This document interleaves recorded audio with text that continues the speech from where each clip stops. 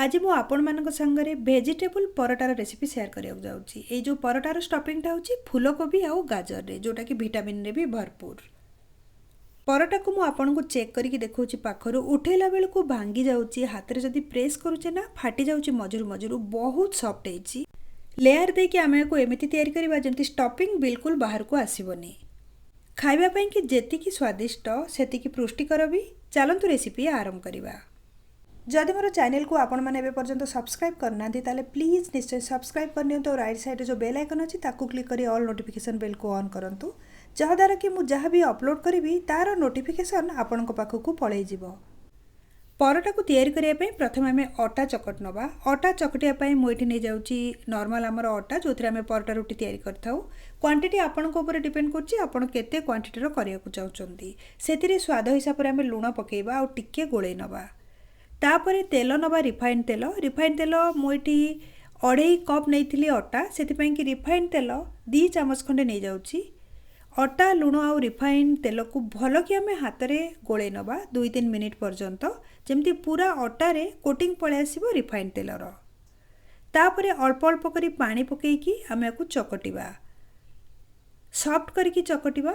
अल्प अल्प करी पानी पकईबा, गोले पोड़े नबा, गोटा करदेबा। अटा को जितेबाला गुड़ा होतापर 2-3 मिनिट आपको नरम है पर्यंत भल कि चकटिदबा। चकटी सारा परे आपको आम कवर करवा 25-30 मिनिट पर्यंत रेस्ट नवा दबा। मुझे नहीं जाऊँगी कोबी गोटे आ सांगे 3टा गाजर। आपड़ आउ भी जदि किसी परिवा आड करने चाहते ताहले एथिरे आड करें। ए जो 2टा जिनसर स्टफिंग आम तैयारी करवा, स्टफिंग एमती तैयारी करवा जोटा कि बहुत टेस्टी लगे।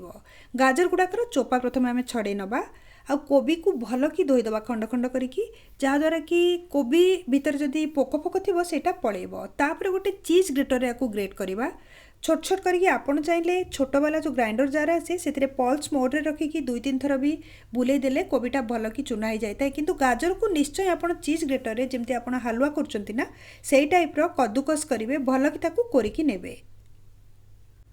थालीटारे मु गोटे साइड्रे कोबी को रखी ग्रेट करके, आ गोटे साइड्रे 3टा गाजर को रखी। भल कि प्रथमे आपको आम जदि करके रखी दौचे सबकि ताहले स्टफिंग कला को आमको प्रोब्लेम होबनी। मसला मसली कोबी गाजर सबको प्रिपेयर करी प्रथम रखीदबा। एटी मु गोटे कड़ई को गरम कर नहीं, कड़ई रे 3-4 चामच आम तेल नहीं जावा। एथिरे स्टफिंग तैयारी करवा। प्रथम आम सोरिष नहीं जावा आधा चामच। सोरिष को गरम तेल में पकई टिके समय छाड़ीदबा, जहाद्वारा कि सोरिषटा भल कि फुटीज। 2टा मीडियम साइज प्याज को छोट छोट कर काटिकी रखी ताकू तेल में पकईदबा आकू भाजवा। मन रखु तेल रे जो प्याज आप पकईबे अधिका जमारू भाजबेनी, अधा पर्यंत भाजबे। जदि अधिका डार्क हो प्याजटा ताले स्टफिंगटा भलरे तैयारी होबनी, भजा भलिया लागिबो। मु 2टा लंका को भी काटिकी रखी मिसई देछि। लंकार क्वांटिटी आपन टिके अधिका भी करि परिबे, बहुत बढ़िया चटपटा लागिबो परोटाटा जदि आमे टिके राग आउ टिके खटा मिठा को करूचे। मिठा तो मु पकेइबिनी, नॉर्मली परोटारे पड़ी भी न थाए। राग आउ आकु टिके खटा करवा। आपन देखि पारुथिबे प्याजटा वर्तमान अधा कुक हो सारानी। एबे एथिरे सुखिला मसला को आमे पकेइबा।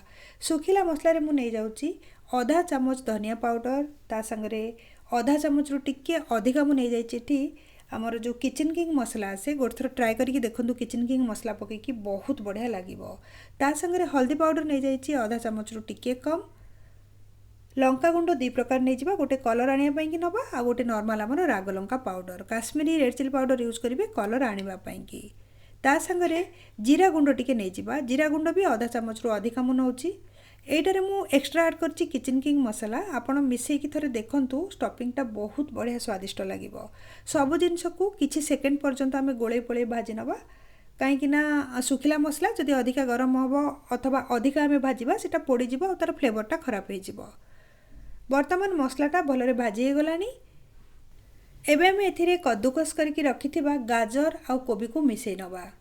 आपन चाहिए कैप्सिकम को भी पूरा छोट छोट करके एथिरे काटिबे, फ्लेवरटा टिके अलगा आसी जिवो। आर फ्लेवर अलगा आसीबो। कैप्सिकम आमे जोथरे पकाउचे से जिनसर फ्लेवर अलगा हो जाए। लूण मु पकई नहीं आधा चामच रु टिके कम।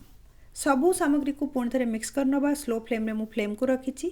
आपको ना घोड़े कि आमे कुक करवा, किंतु एकदम नरम करेनि मन रखु, ना भजा भाया पलि आसो फ्लेवर। टाण करके करवा अल्प समय 1-1.5 मिनिट पर्यंत आपको आमे कवर करके रखा। आ मझे 1-2 थर गोले दबा। जितेबाला अधा कुक हो माने क्रिस्पी टिके थिबो पार्टी जितेबाला आप पुरैकी चोबेइबे ना टिके कंचालिया अंश आदरे थिबो, अधा कुक हैला पर्यंत आपको आम रांधिबा अधिका जमार करेनि।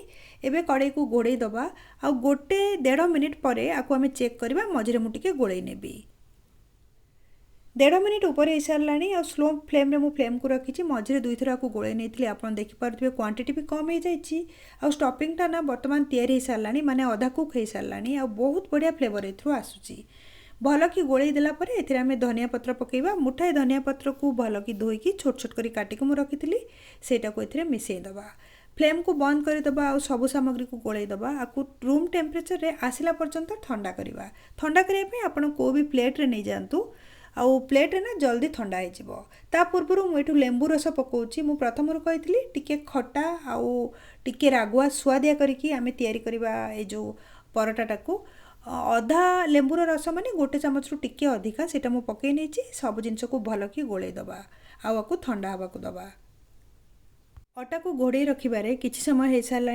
बर्तमान अटारे आम गोला तैयारी करवा परटा जितेबाला आम करवा ना परटार गुला को टिके बड़ रखिले परटाटा लेयर रे होता है आउ सॉफ्ट होता है रुटी पाई जोटा करछे आम छोट गुला रे करथौ नॉर्मली ना सेटा पतला होता है आउ फुला फुला रुटी तैयारी होता है परटा पाई गोटे गुला नहीं जाइछि मु हाथ रे एमती राउंड शेप दे देबा ताको साइज कर देबा प्रथमे ट्रांगल वाला परोटा करवा नॉर्मली जमती आम घरे परोटा करते साधा परोटा एथिरे टिके सुखिला आटा ऊपर पकेबा टिके बड़ करके आपको बेलिबा जमती कि हमरो रुटी साइज रे प्रथमे पतला बेस तो करवानी टिके मोटा रखिया को बेलिबा जदि पतला करदेबा ताले फाटी जीव स्टफिंग देला परे परोटाटा बर्तमान आप देखिपे ना यहाँ छोट रुटी साइज रही जाए टिके मोटा अच्छी एबे आम 2 चामच खंडे स्टफिंग नहीं जावा स्टफिंग पूरा ठंडा होला पर यूज करेंगे स्टफिंग ठंडा हो सारी चामच रे स्प्रेड करदबा पूरा रुटी उपरे साइड रु टिके छाड़िबा जहाँद्वारा कि फोल्ड ठीक से हम परोटाटा आ मझिरे भी टिके स्पेस रखिए एकदम मझीटा कभर करेनि पतला लेयर रे मु दे देइछि 2-2.5 चामच फुल फुल मु नहीं जाइछि स्टफिंग एबे कौन करवा ना आपको फोल्ड करिवार भी गोटे टेक्निक अच्छी जब प्रॉपर्ली फोल्ड करवा जमती मु कहितली अधिका स्टफिंग भी भरिबो आ बाहर को बाहरिबनी स्टफिंगटा गोटे साइड रु आमे काटिदबा ए जो रुटीटा को मझिरु पूरा तळ पर्यंत गोटे साइड रु आउ एमती आमे फोल्ड करवा फोल्ड कला समय गोटे फोल्ड करवा हाथ रे टिके प्रेस करदबा जहाँद्वारा कि स्टफिंगटा चारिपट को भलरे सेट हो रहीकि बाहरिबनी उच्चा नीचा होइकि आउ गोटे फोल्ड करवा पुणी टिके हाथ रे प्रेस करवा वर्तमान थर्ड फोल्ड करवा धीरे धीरे हाथ रे टिके चापिदबा बहुत बढ़िया रे स्टफिंग सेट हो गला आपन देखि पारुथिबे ऊपर को बिल्कुल भी बाहरलानी रेस्टोरेंट और होटल स्टाइल रो तैयार करिया पई कि परोटा ऊपर आमे ऐड करवा राशि धड़ा राशि हो अथवा कला राशि हो आपणक पाखे जदि थी आपड़ ऊपर टिके लगेबे न लगेले भी किछि नहीं किंतु परोटाटा ना बहुत बढ़िया दिसिबो अध चामच खंडे राशि ताऊपर 3-4टा धनिया पत्र पकईदबा आउ बेलना पेड़े प्रथमे हाल्का कर बेलीदबा जहाँद्वारा कि चिपकी जीव ये जो 2टा जिनस परोटा सांगे लगिज भल कि तापर आउे सुखिला आटा दबा जदि प्रथम आप सुखिला आटा दौरान ताहले राशि आउ धनिया पत्र पकेवा द्वारा सेटा छाड़ीज सुखिला आटा लगिला परे आग 2टा जिनस को पकई नहीं दीपट साइड्रे सुखिला आटा देकी आपको बेलीदबा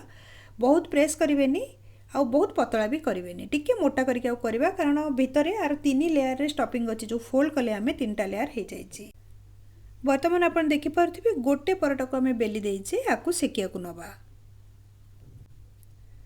प्रथम मुझे तावा को गरम कर रखी हाई फ्लेम रे रखी तावा बहुत बढ़िया गरम हो सारी से परोटा को पकेबा हाथ में टिके बुले बुले सेकिबा परोटार कलर चेंज होला पर्यंत गरम जो तावारे पकेला परे ना फ्लेम को टिके कम करदेबे नले पोड़ी जीवो भीतर अंशटा कंचा रही जीवो मु सेति पई प्रथम कहितली स्टफिंगटा जदि टिके क्रिस्प रहउची ताले बहुत बढ़िया ए परोटार स्वादटा लागि थाए देखंतु मु एथरे प्याज तो पकईची आपण जदि चाहुचंती टिके रसुण को छेचिकी भी एथरे पकई परिबे स्टफिंग रे बहुत बढ़िया स्वादिष्ट लागि थाए फ्लेम को हाई कर नेची मु आ उल्टा पाल्टा करके भल कि सेकी दबा ऊपर दीपट जेमती सेकी हे जीवो सेकिला परे एथिरे आमे रिफाइंड तेल रे यूज करबा गोटे गोटे छोट चामच तेल दी साइड रे पकई दबा आ उल्टो पाल्टो कर दबा टिके समय पर्यंत टाइम रखी परोटा को सेकिबे देखिबे बहुत बढ़िया रे तैयारी हो जेतेबेले आपण परोटा तावारे पकोचंती सेकेंड परोटा को आपण अरेंज करि परिबे जहा द्वारा कि परोटा को तावारु काढिला परे सेकेंड परोटा तावारे पकई सेकी परिबे ताहले मु गोटे परोटा को एठी तैयारी करि नेछि कलर भी बहुत बढ़िया पळे आछि आ बहुत बढ़िया रेटा सेकी जाइछि सब परोटा को सेम प्रोसेस रे करी गोटे प्लेट रे आमे नै जिबा